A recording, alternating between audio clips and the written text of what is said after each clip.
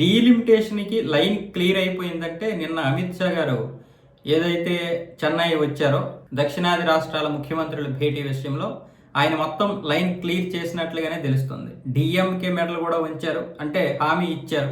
DMK వచ్చేసి కాంగ్రెస్ తో విభేదించిన delimitation విషయంలో అందరూ ఒక్కటైపోయారు. ఈ 543నే స్థిరంగా ఉంచి దీంట్లోనే 33% రిజర్వేషన్ ఇవ్వండి అని చెప్పి. ఇప్పుడు ఇందులోనే రిజర్వేషన్ ఇస్తే 180 స్థానాలు మహిళలకి వెళ్ళిపోతాయి.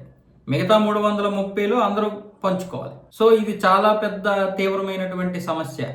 అలా కాకుండా 816 చేసి అందులో 280 స్థానాలు, 270 స్థానాలు, 33% రిజర్వేషన్ ప్రకారం మహిళలకు ఇచ్చేస్తే మిగతా స్థానాలన్నింటిలో కూడా 580 ఏవైతే ఉంటాయో 580లో పురుషులు కూడా ప్రయత్నాలు చేయొచ్చు, పోటీ చేయొచ్చు. పైగా ఇప్పుడు జనాభా ప్రాతిపదికన విడగొట్టాల్సినటువంటి అంటే నియోజకవర్గాల్ని విభజించాల్సినటువంటి పరిస్థితి కూడా ఉంది.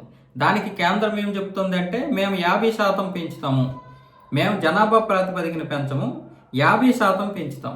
అంటే ఇప్పుడు 131 ఉన్నటువంటి దక్షిణాది రాష్ట్రాల్లో 195 చేస్తాం, సగం పెంచి 65 పెంచి. అంతే తప్ప ఇక్కడ ఉత్తరాదికి ఎక్కువ చేసేసి దక్షిణాదికి అన్యాయం చేయము.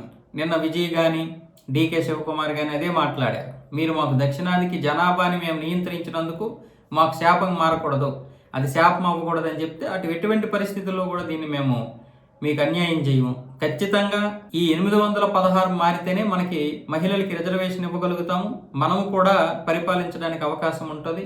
అలాగే జనాభా ప్రాతిపదికన కూడా పరిపాలించడానికి వీలు ఉంటుంది. కాకపోతే మీకు 50% పెంచుతామని మాత్రమే మాట ఇస్తున్నాము అని చెప్పి నిన్న అమిత్ షా గారు మాట్లాడినటువంటి మాటలు, అలాగే డిఎంకేకి ఇచ్చినటువంటి మాట, ఇటు దక్షిణాది రాష్ట్రాల 5 ముఖ్యమంత్రులు అంటే రేవంత్ రెడ్డి గారు లేరు, బట్టి విక్రమార్క గారు ఉన్నారు. మొత్తం ఈ 5గురితో మాట్లాడినటువంటి మాటలు అన్నీ కూడా ఒక్కసారిగా లెక్కలు మారిపోయాయి. ఇప్పుడు డీలిమిటేషన్కి అంత ముఖ్యంగా దక్షిణాది వాళ్ళే కదా దీనికి వ్యతిరేకిస్తున్నారు. సో ఇప్పుడు దక్షిణాది వాళ్ళతో మాట్లాడారు కాబట్టి ఇప్పుడు డిఎంకి అయితే సముఖంగా ఉంది. మాకు ఎటువంటి అన్యాయం జరగకపోతే మాకే అభ్యంతరం లేదు డీలిమిటేషన్ విషయంలో, మీరు మాకు రాతపూర్వక హామీ ఇవ్వాలి అని చెప్పి డిఎంకే చెప్పిన దానికి, అలాగే డిఎంకే చెబుతున్న దాన్ని బట్టి ఖచ్చితంగా ఈ యొక్క బిల్లు అయితే పాస్ అయ్యే అవకాశాలు ఉన్నాయి.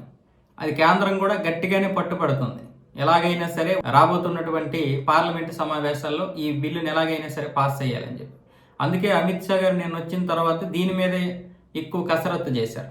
5గురు ముఖ్యమంత్రులు కాకపోయినా చంద్రబాబు నాయుడు వాళ్ళకి అనుకూలంగానే మాట్లాడతారు. ఈ విషయంలో బట్టి విక్రమార్క గారు పెద్దగా స్పందించలేదు. ఎందుకంటే బహుశా కాంగ్రెస్ తరఫున డికే శివకుమార్ మాత్రమే మాట్లాడతాడు అనుకున్నారో మరేమో. ఎందుకంటే అటు విడి సతీష్ను, ఇటు బట్టి విక్రమార్క, డికే శివకుమార్ ముగ్గురు కాంగ్రెస్ ముఖ్యమంత్రులు.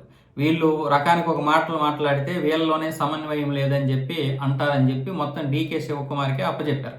ఆయన మాత్రమే మాట్లాడాడు, మిగతా వాళ్ళు ఎవరు కూడా నోరెత్తలేదు. అందుకోసం అని చెప్పి ఇప్పుడు ఈ విషయంలో దక్షిణాది కాంగ్రెస్కి కూడా పెద్దగా అభ్యంతరం ఉండకపోవచ్చు. రాహుల్ గాంధీకి, సోనియా గాంధీకి అభ్యంతరమే వాళ్ళు 20 సంవత్సరాల వరకు లేదా 25 సంవత్సరాల వరకు 543 అనే దాన్ని మార్చకూడదు, ఇలాగే ఉంచుదాం పార్లమెంటు సంఖ్యనని చెప్పారు. అదే విషయాన్ని డికే శివకుమార్ కూడా చెప్తాడు. కానీ ప్రతిపక్షాలు ఏవైతే ఉన్నాయో డిఎంకే కావచ్చు, అలాగే మిగతా పార్టీలన్నింటినీ కూడా కూల్ చేసే ప్రయత్నం అయితే నేను అమిత్ షా చేశాడు. ఇప్పుడు ఈ 5గురికి కూడా అదే విషయం చెప్పాడు, ఎట్టి పరిస్థితుల్లోనూ మీకు అన్యాయం చేయమని చెప్పి. కాబట్టి డీలిమిటేషన్ పాస్ అయ్యే అవకాశాలు అయితే స్పష్టంగా ఉన్నాయి.